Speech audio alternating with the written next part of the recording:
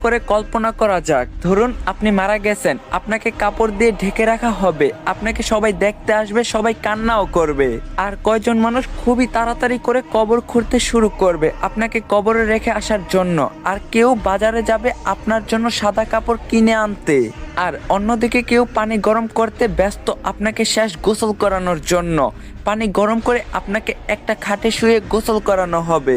তারপর আপনাকে একটা সাদা কাপড় পরানো হবে, সাথে একটু সুগন্ধিও লাগিয়ে দিবে। আর ওইদিকে কবরও তৈরি হয়ে গেছে। এবার আপনাকে নিয়ে যাওয়া হবে জানাজার নামাজের জন্য। নামাজ শেষে এবার কয়েকজন মানুষ আপনার খাটটা কাঁধে তুলে নিয়ে যাবে আপনার আসল গন্তব্যের দিকে। কবরে নিয়ে গিয়ে দুইজন মানুষ আপনার কবরে নেমে আপনাকে খুবই আস্তে করে কবরে শুইয়ে দিবে।